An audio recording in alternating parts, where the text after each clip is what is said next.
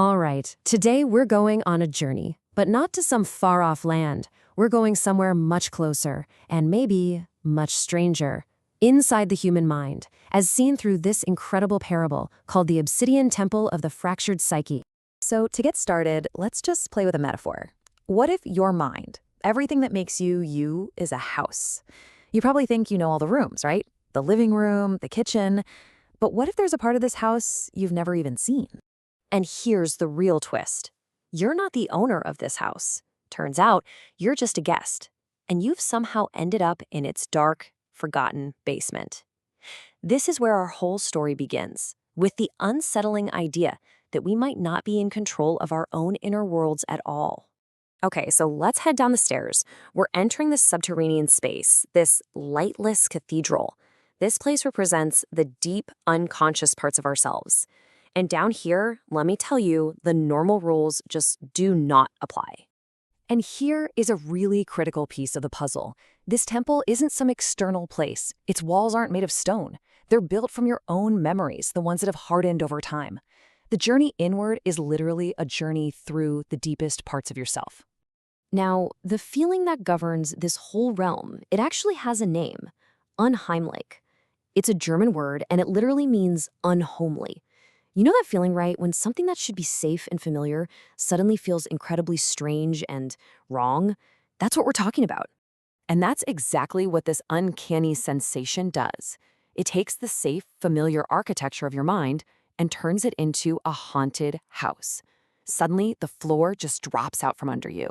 All the rules you thought you knew, gone.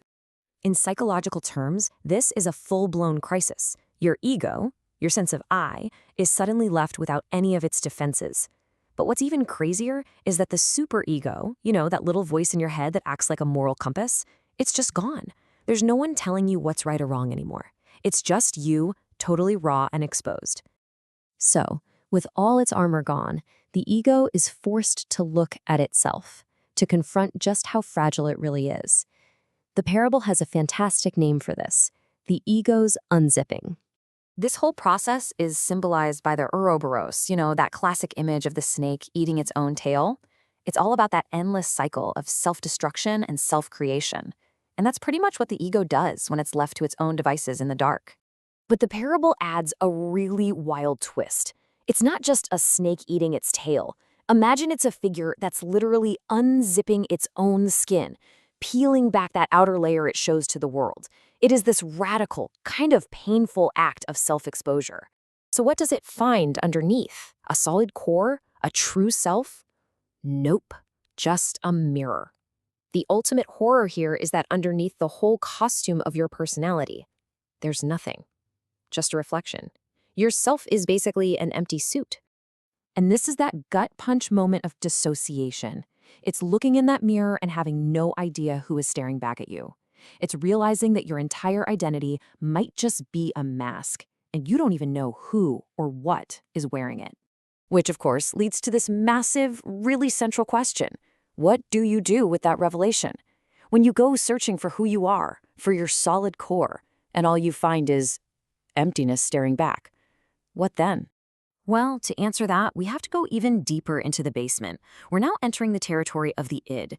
This is the most primal, raw, and foundational layer of our psyche, and to face it, you need to perform a kind of ritual. So the id, what is it really? Forget the dry textbook definition for a second. In this temple, the id is the true architect of everything we desire.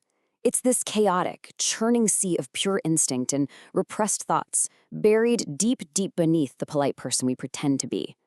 So to deal with this primal force, the wanderer goes through a symbolic ritual. First, they unlock the cellar of their soul. Then they have to consume the bitter bread of the id. Notice, it's not about fighting the darkness. It's about integrating it, about accepting what the story calls the internal rot. The goal isn't to become pure. The goal is to become an uncanny companion, someone who is finally, truly at peace with not having a psychic home. Now, if you were to look up from the absolute depths of this temple, you would see an ultimate authority. It's like this unblinking eye, and it doesn't judge you based on good or bad. It judges you with cold, absolute truth. This authority is called the Hollow Sun.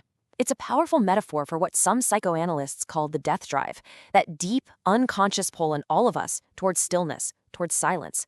It's the final, undeniable authority in our psyche. And the light from the sun, it's not warm. It's a cold, clinical light that works like a psychic scalpel. It just peels back every last layer of the ego's lies, and it completely shuts down the superego. But it doesn't just silence it. It overwhelms it with the roar of The void. An overwhelming, deafening silence that is so total, it just erases everything else. It is the final, fundamental truth of that forgotten basement we started in. And this brings us right back to where we began. Standing in that cold light, the wanderer finally gets it. They fully accept it. We are not in charge. We are not the masters of our own house. We're just guests, passing through the vast, strange, dark basement of our own minds.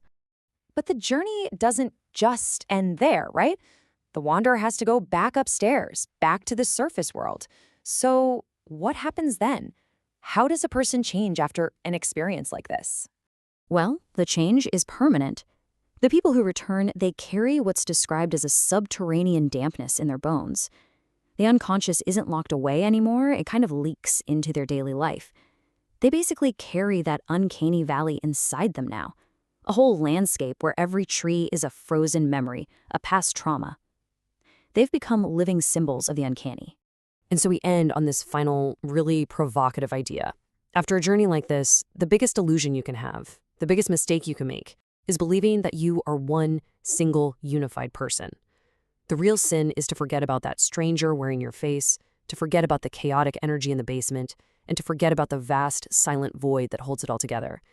You are many things, and you are never, ever truly alone in your own head.